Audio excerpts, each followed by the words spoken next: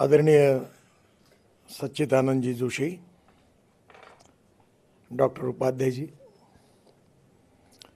इस किताब के विशेष रूप से जिन्होंने अपने अनुभव कथन पर ही लिखा है, ऐसे मेरे मित्र डॉक्टर ज्ञानेश्वर मूले, श्री राम गोपाल शर्मा जी, उपस्थित सभी मान्यवर भाई और बहनों। वैसे ज्ञानेश्वर मूले जी का मेरा परिचय काफ़ी दिनों से है। जब वो फॉरेस्ट डिपार्टमेंट में अधिकारी के रूप में कार्य कर रहे थे और विशेष रूप से उन्होंने पासपोर्ट के संबंध में बहुत अच्छा कार्य किया, उसकी जानकारी मिलने के बाद उनके प्रति मेरी मन में बहुत अच्छी प्रतिमा उनके बारे में निर्माण हुई। और एक महत्वपूर्ण बात यही है कि उनका जन्म बचपन जो है वो सांगली जिले में बीता और बाकी का जीवन कोल्हापुर जिले में रहा। महाराष्ट्र के बारे में मैं अक्सर इस बात में बहुत अभिमान रखता हूँ कि साहित्य, संस्कृति, कला, इतिहास, विरासत और संस्कृति, इसके बारे में बाकी राज्यों के बारे में मुझे कुछ कहना नहीं है, पर महाराष्ट्र और बंगाल, इन दो राज्यों में उसकी एक अलग प्रतिमा है। और साहित्य और संस्कृति में जो विचार व्यक्त होते हैं, वो विचार भविष्य के पीढ़ियों के लिए संस्कार के रूप में उपयोगी होते हैं। और इसलिए किसी भी व्यक्ति के जीवन में एक महत्वपूर्ण बात होती है कि उसके बचपन में उसके माता और पिता कैसे हैं और उसको जो टीचर्स मिले वो कैसे हैं, और शुरुआत के समय में उसके मित्र हैं, उसके गाइड एंड फिलोसोफर कैसे हैं, उसके ऊपर उस व्यक्तित्व की पर्सनैलिटी का एक जड़न घड़न उससे बनता है। मूले जी के बारे में एक छोटा सा कॉन्ट्रडिक्शन है कि वो सरकारी अधिकारी होने के बाद अच्छे कवि कैसे हैं क्योंकि वो एक प्रशासनिक यशस्वी अधिकारी है और साहित्यिक और कविता दोनों के प्रति रुचि रखते हैं। उसमें और एक अच्छी बात है कि प्रशासकीय क्षमता के साथ संवेदनशील अधिकारी होते हुए, कार्यक्षम अधिकारी होते हुए, उन्हें स्वाभाविक रूप से जो परिस्थितियां होती है उससे सीख कर लिखने की आदत भी है। कभी कभी एक बहुत बड़ी समस्या होती है, that is image versus reality and ground reality versus perception. तो मेरे मन में, मैं मंत्री होने के पहले एक प्रतिमा थी कि ये फॉरेस्ट सर्विस कमीशन के अधिकारी यानी बहुत मज़ा है, बहुत अच्छी मज़ा है। मर्सिडीज गाड़ी होती है, बंगला होता है, कोई पूछता नहीं किराया कितना है। यहाँ दिल्ली में क्वार्टर में रहना पड़ता है, वहाँ बहुत बड़ा बंगला होता है और गाड़ियाँ बड़ी बड़ी होती है। तो मुझे लगता है कि ये बहुत मौज करते हैं, बहुत अच्छा है। मैं जब देख रहा था, जब कभी मुझे मौका मिला, पर मंत्री बनने के बाद मेरे ध्यान में आया कि एम्बेसडर का सही मतलब क्या है। जब हम कहते हैं कि नॉलेज ये पावर है, तो अलग अलग देशों में जो इनोवेशन है, जो साइंस है, जो टेक्नोलॉजी है, जो रिसर्च है, वहाँ का एजुकेशन है, ट्रेड और बिजनेस है, एक्सपोर्ट और इंपोर्ट है, इन सब बातों में काफ़ी बड़े प्रमाण पर हमारे एम्बेसडर बहुत महत्वपूर्ण भूमिका निभाते हैं। अगर एक छोटा सा कोई मटेरियल अगर हमको सस्ते में मिलता है तो देश का करोड़ों रुपए का फ़ायदा होता है। और हमारे देश का कोई बड़ा एक्सपोर्ट ऑर्डर मिलता है तो देश में कितने लोगों को एम्प्लॉयमेंट मिलता है। तो एम्बेसडर जो होता है वो स्वाभाविक रूप से उसका काम देश के विकास के लिए, देश के भविष्य को बनाने के लिए बहुत उपयोगी होता है।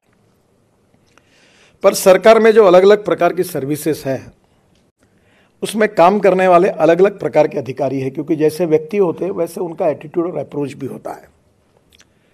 हमारा जो लोकतंत्र खड़ा है उसमें 4 इंपॉर्टेंट पिलर हैं। एक independent, impartial and fair judiciary. दूसरी बात जो इम्पॉर्टेंट है वो हमारी एग्जीक्यूटिव विंग यानी हमारी प्रशासकीय क्षमता रखने वाले अधिकारी जिनको इम्प्लीमेंटेशन की जिम्मेदारी है। और तीसरी लेजिस्लेटिव विंग जो जनता से चुनकर आती है, राज करती है। और इन सब बातों को मजबूत करने के लिए एक मीडिया, उसका रोल उतना ही इम्पोर्टेंट होता है। और चारों विंग में चारों पिलर अच्छा काम करते हैं तो लोकतंत्र में गुणात्मक परिवर्तन होता है, प्रगल्भ भी बनता है, संवेदनशील भी बनता है और स्वाभाविक रूप से उसके कारण वर्ल्ड में हमारी प्रतिष्ठा भी बढ़ती है।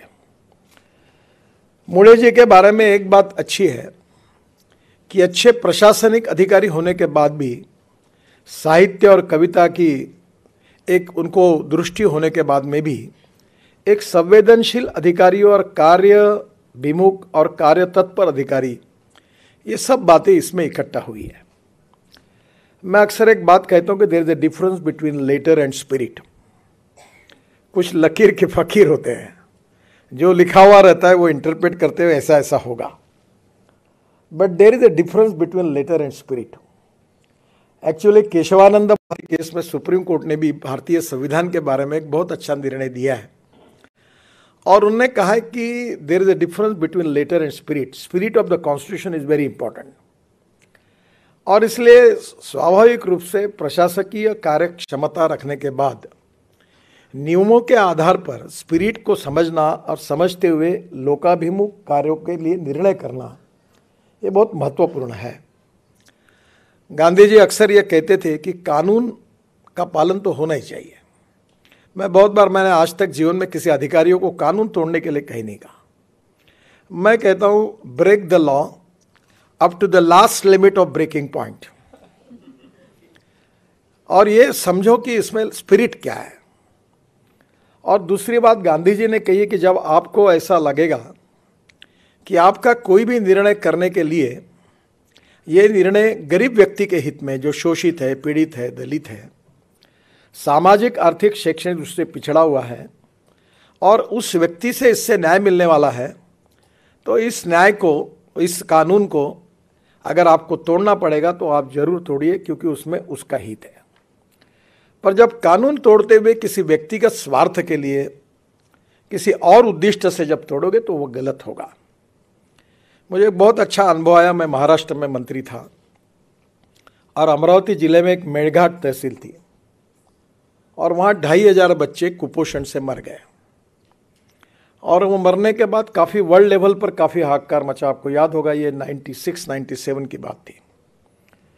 तो हमारे मुख्यमंत्री जो थे मनोहर जोशी, वो मुझे कहते थे कि नितिन, ये कैसी स्थिति है, ये मेड़घाट में 450 गाँव है, एक भी गाँव में रास्ता नहीं है, ये लोगों का कैसे होगा।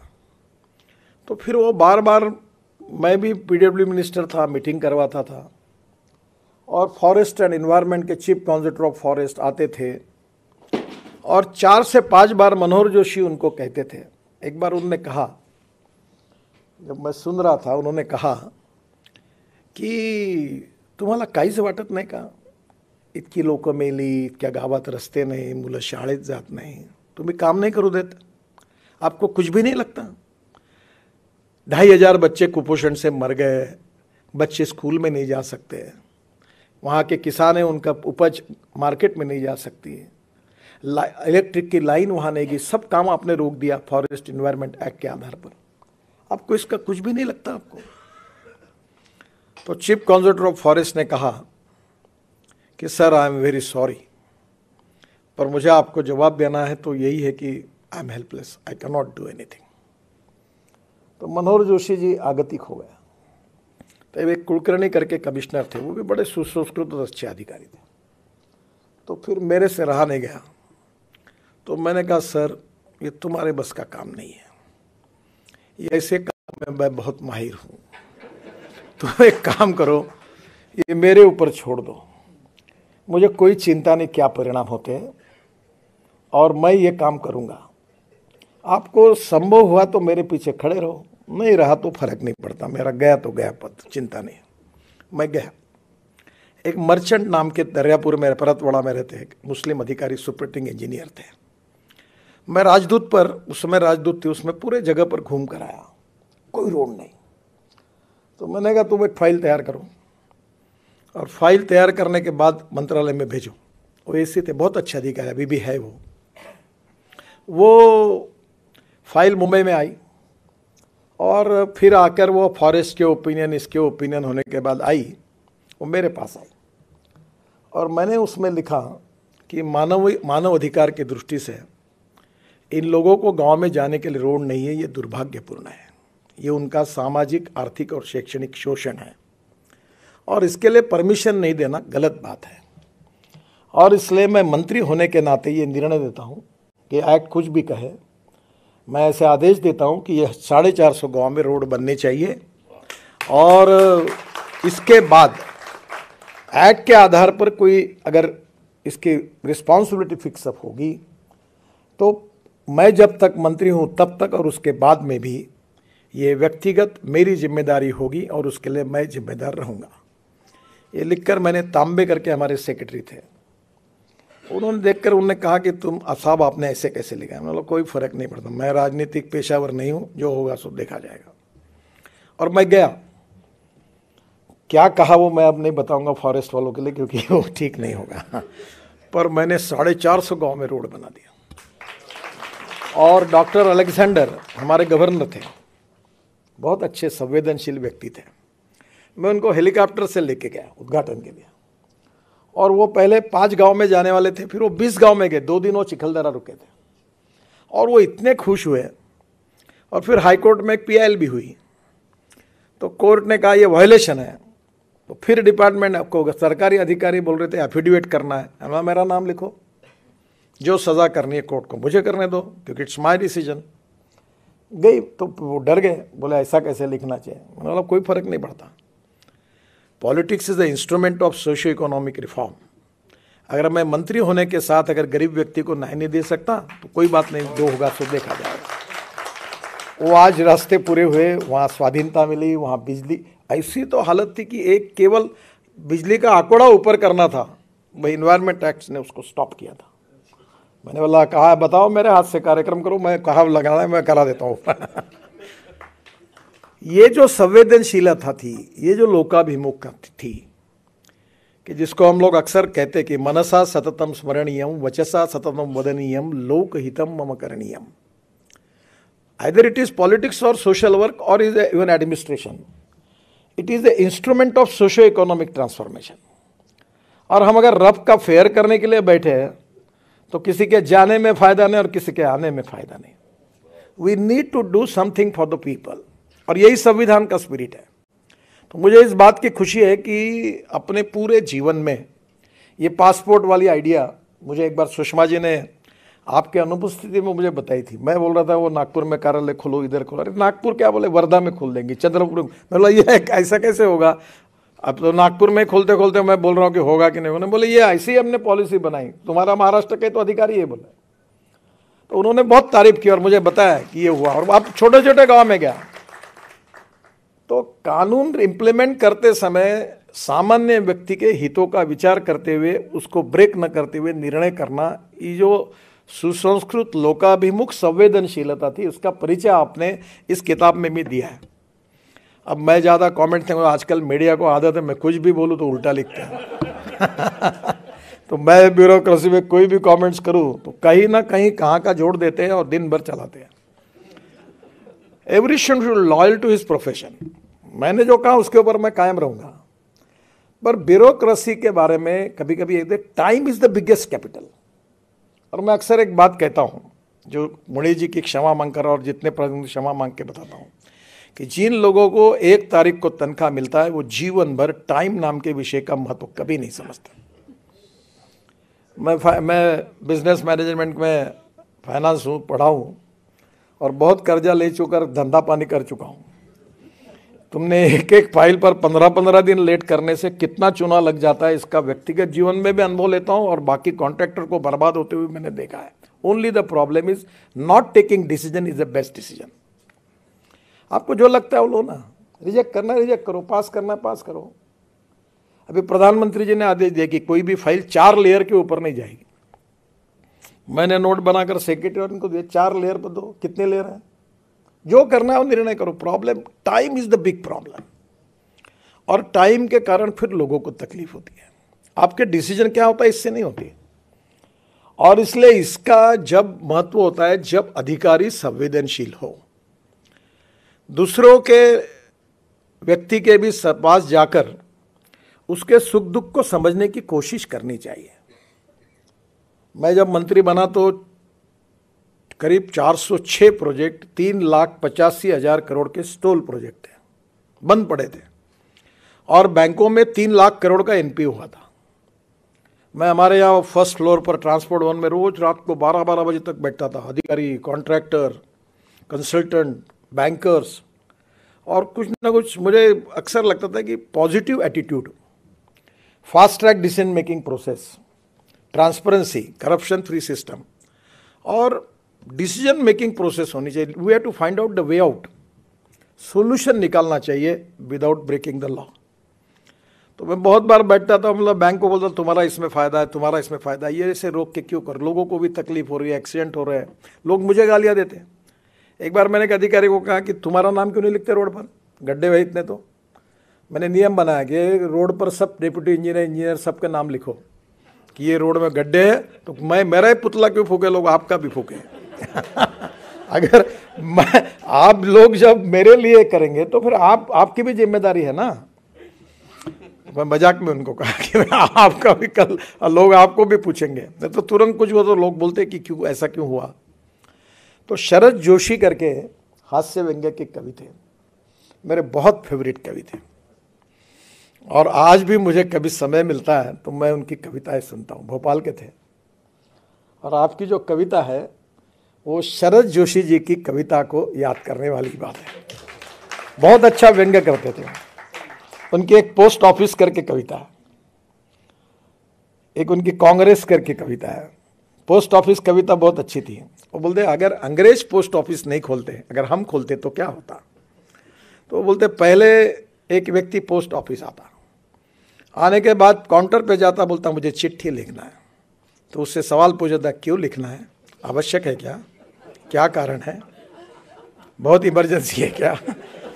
फिर बड़े मुश्किल से वो परमिशन देकर एक चालान देता हाथ में, मैं चालान भरता। चालान भरने के बाद मैं ट्रेजरर के पास, कैशियर के पास जाता, उसको चालान जमा करता। चालान जमा करने का बाद क्या है, क्यों चिट्ठी लिख रहे हो, अरे भाई चालान दिया। चालान देने के बाद वो मुझे पोस्ट कार्ड देता, मैं घर आता, चिट्ठी लिखता। और जब मैं पोस्ट ऑफिस के सामने लाल डिब्बे के सामने जाता तो एक सिक्योरिटी गार्ड खड़ा रहता, ए क्या कर रहा है, नहीं चिट्ठी डाल रहा हूँ, चल चाय पानी के पैसे ला। तो बोले मैं चिट्ठी डालता। डालने के बाद, चिट्ठी के बाद उसका जवाब आता, चिट्ठी तो वर्णन तो बहुत बड़ा है, और चिट्ठी आता, जवाब आता है, तो मुझे पता चलता है कि पोस्ट ऑफिस में जवाब आया। तो मैं जाता, तो वो बोलता अच्छा जवाब आया है, पर तुम शरद जोशी हो, इसका मतलब क्या है, तुम ही हो क्या और कोई हो, जाओ पहले एफिडेविट करके लाओ कि मैं शरद जोशी हूँ और कोई नहीं हूँ, तब चिट्ठी तुमको मिलेगी। फिर वो एफिडेविट करता, एफिडेविट करके देता, और ऐसा करके उन्होंने आखिरी में वर्णन किया है कि वो चिट्ठी का जवाब लेकर मैं घर आता तो लोग बोलते क्या कहा जोशी जी की पहुंच है, चिट्ठी भी लिखी, जवाब भी आया, अरे इनका तो बहुत बड़ा रंग है। वो प्रशासनिक पद्धति पर किया हुआ व्यंग्य है। सभी ऐसा है, ऐसा भी नहीं है, पर वो जैसे मेटल जो होती है गुड कंडक्टर ऑफ इलेक्ट्रिसिटी, वैसे प्रशासन भी लोकाभिमुखता और संवेदनशीलता का गुड कंडक्टर होना चाहिए। और वो मोड़े जी कहे, इसलिए उनके पूरे किताब में एक लोकाभिमुख संवेदनशील अधिकारी का भावना एक प्रकार से व्यक्त हुई, इसीलिए किताब महत्वपूर्ण है। और उनका जो अनुभव है वो इसलिए महत्वपूर्ण है कि अनुभव से बहुत सीखने के लिए मिलता है। सीखने का पेटेंट किसी के पास नहीं है। मैं अक्सर लोगों को कहता हूँ कि मैं भी बहुत सामान्य व्यक्ति हूँ, और आज भी मैं फुटपाथ पर खाने वाला, थर्ड क्लास में पिक्चर देखने वाला और नाटक पीछे से देखने वाले लोगों में से बड़ा हुआ हूँ। तो मुझे वो जीवन बड़ा अच्छा लगता है। जेड प्लस सिक्योरिटी गार्ड अड़चने आती है तो मैं सबको रात को छोड़ने के बाद फिर निकल जाता हूँ फुटपाथ पर, क्योंकि वो मैं वहाँ अक्सर मुझे मेरी औकात की याद दिलाती है। जो मेरी जो कविता थी वो बड़े अच्छी लगती है। तो एक इम्पॉर्टेंट बात यही है कि आपके जीवन में इन सब अनुभव के साथ आपका जो अनुभव आया, विदेशों में आया है, रशिया का अनुभव आपने आया, आप और इसमें लिखिए। मैं इस विषय पर बहुत कुछ थोड़ा बहुत, मैं इतना तो विद्वान नहीं हूँ और मुझे उतना टाइम ही नहीं मिलता, पर साम्यवाद, समाजवाद और पूंजीवाद, ये तीनों बातों में हमारे देश में बहुत बड़े बड़े लोगों ने काम किया है। एक समय समाजवादी और कम्युनिस्ट रहना एक गौरव का विषय रहता था। मैं चाइना में गया था, बीजेपी के प्रेसिडेंट के रूप में मुझे कम्युनिस्ट पार्टी ऑफ चाइना ने इनवाइट किया था। तो जब पूरा देखा मैं उनके पास, तो मैंने बोला ये सब liberal economy, non residential Chinese जो थे मंगोलियन वंश के, उन्होंने पूरी इन्वेस्टमेंट लाई, शंघाई बना, सब लिबरल इकोनॉमी थी। तो मैंने पूछा तुम्हारे यहाँ लाल बावटा छोड़ के तो कुछ कम्युनिस्ट कुछ लगता ही नहीं कुछ। तो उन्होंने कहा हमें देश की प्रगति करनी है। तो समाजवाद, साम्यवाद और पूंजीवाद, हमारे देश में समाजवादी पार्टी भी थी, कम्युनिस्ट पार्टी भी थी और स्वतंत्र पार्टी भी थी। और अमेरिकन लिबरल इकोनॉमी जो थी वो भी आज दुनिया के सामने आई है। फिर भी दुनिया के इकोनॉमिक्स और फिलोसोफर ये कह रहे कि स्टिल हमें जवाब नहीं मिल रहा है कि व्हाट इज एग्जैक्टली कि जिससे हम कर सकते हैं। तो जो सबसे आखिरी व्यक्ति है उसकी प्रगति और विकास कर कर अगर इकोनॉमिक ग्रोथ करनी है तो निश्चित रूप से कौन सा इकोनॉमिक मॉडल होगा, ये विश्व के सामने भी बहुत बड़ा प्रश्न है। और आप जैसे लोगों को ये अनुभव मिला है कि रशिया में भी रहना है, तो मैं ये कहता हूँ कि एम्प्लॉयमेंट जनरेशन, जब तक कैपिटल इन्वेस्टमेंट नहीं आएगी तब तक एम्प्लॉयमेंट पोटेंशियल नहीं निर्माण होगा। एम्प्लॉयमेंट पोटेंशियल नहीं होगा तब तक इरेडिकेशन ऑफ पॉवर्टी नहीं होगी। मैं कभी कभी मजाक में, मैंने एक बार हमारे एक बहुत बड़ा मिहान करके प्रोजेक्ट होगा, जो 500 करोड़ रुपए की इन्वेस्टमेंट करेगा मैं उसके पैर छूने के लिए तैयार हूँ। तो मुझे पत्रकार ने कहा ऐसे क्यों कहते हो आप? अरे मतलब उसके पैसे का छोड़ो, मेरे यहाँ के 5000 लोगों के हाथ को काम मिलेगा, रोजगार मिलेगा, ये मेरे लिए महत्वपूर्ण है। अब गाँव में मैं कहता हूँ किसानों को, मैं किसानों में काम करूँ, अन्नदाता वगैरह मत बनो, ऊर्जादाता बनो, ग्रीन हाइड्रोजन बनाओ, इथेनॉल बनाओ। ये गेहूँ चावल मक्का लगा के कोई परिस्थिति बदल नहीं सकती। तो बहुत से बार ऐसी चीज़ें हैं कि वर्ल्ड में जो एक्सपीरियंस आपको मिलता है अलग अलग देशों में, बहुत सीखने लायक है और देश में भी सीखने लायक है। और मैं आपको एक अच्छी बात बताता हूँ, मैं बिल गेट्स से लेकर अमिताभ बच्चन से लेकर अनेक लोगों का, लता मंगेशकर से लेकर सबके मेरे बहुत अच्छे संबंध रहे। तो एक बार मेरे पत्नी से बात करते हुए मैंने कहा उनको, बहुत अनुभवी वाक्य, किसी के अपमानित करने का नहीं है, मैंने कहा जिन लोगों को मैं दूर से बड़ा समझ रहा था उनके नज़दीक जाने के बाद मुझे पता चला कि मैं उनको जितना बड़ा समझता था उतने ये बड़े नहीं हैं, बहुत छोटे हैं। और जिनको मैं बहुत छोटा समझ रहा था बिल्कुल ही, उनके नज़दीक जाने के बाद मुझे पता चला कि वो बहुत छोटे नहीं, वो बहुत बड़े हैं।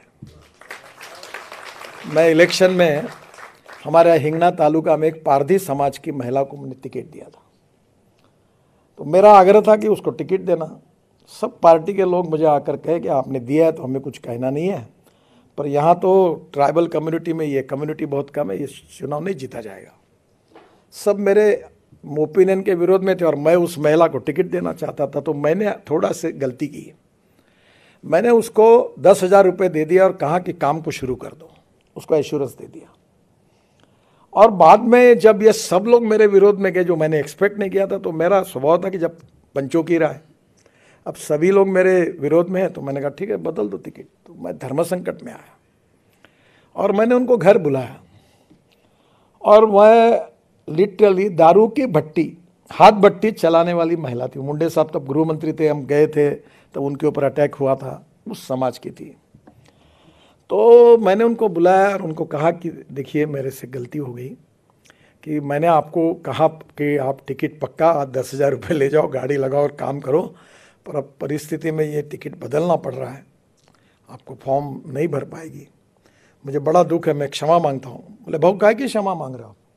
कुछ मत नहीं। तुरंत उसने पर्स निकाली, 6,850 रुपये तुरंत गिन कर मेरे पास दिए और कहा इतने पैसे मैंने खर्चा किए थे, पर आपने नहीं दिया टिकट, कोई चिंता मत करो, पर अपने पार्टी की जो भी उम्मीदवार होगा उसका मैं काम करूंगी। और पैसा वापस किया और मेरे आंखों में आंसू है, वो चली गई।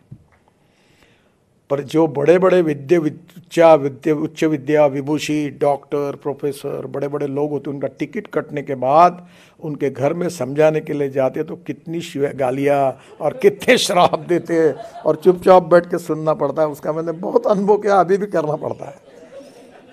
कैसा मेरे ऊपर अन्याय हुआ, बड़े बड़े लोग होते हैं, वो महिला ने मुझे सिखाया कि सीखने के लिए गुणों का patent, no one is perfect and no one can claim that he is perfect, उत्तम अधिक उत्तम सर्वोत्तम अप टू इन्फिनिटी। हमारे बीच में कोई पूर्णांक नहीं, हम सब अपूर्णांक है। और ये समझते हुए जब जीवन में ऐसे छोटे छोटे अनुभव से हमें सीखने के लिए मिलता है, वही हमारी जीवन की पूंजी होती है। मुझे इस बात की खुशी है कि इस किताब में आपके अनुभव ने आपको बहुत सिखाया। आपके बचपन की माता पिता के और शिक्षकों के संस्कारों ने आपके साहित्य कविताओं के बारे में रुचि निर्माण करके आपकी इस गुणवत्ता को बढ़ाया। और प्रशासकीय अनुभव में संवेदनशीलता के कारण नेशनल और इंटरनेशनल लेवल पर आपके अनुभव ने इस लेखन को और परिपक्व बनाया। तो ये आपका अनुभव निश्चित रूप से जो यंग जनरेशन है जो प्रशासकीय सेवा में जाएगी, वो जो इसको पढ़ेंगे तो आपके अनुभव के कारण उनको काफ़ी उपयोग होगा।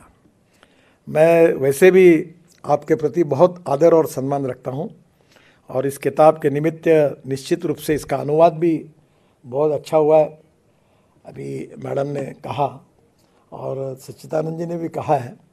मैं आपको बहुत बहुत शुभकामनाएं और शुभेच्छाएं देता हूँ। और एक प्रशासकीय अच्छे अधिकारी का जो लोकाभिमुख है, संवेदनशील है, कवि है, साहित्यिक है और उसके साथ भी कार्य करने के साथ साथ इफिशिएंट भी है। यानी ऐसा नहीं है कि जो ईमानदार है वो इफिशिएंट नहीं है, वो इफिशिएंट है वो ईमानदार नहीं है। कभी कभी ये प्रॉब्लम आते हैं, पर आपकी सभी बातों का संगम इसमें है। मैं आपको हृदय से बहुत बहुत शुभकामनाएं देता हूं। बहुत बहुत धन्यवाद। नमस्कार। बहुत बहुत धन्यवाद सर।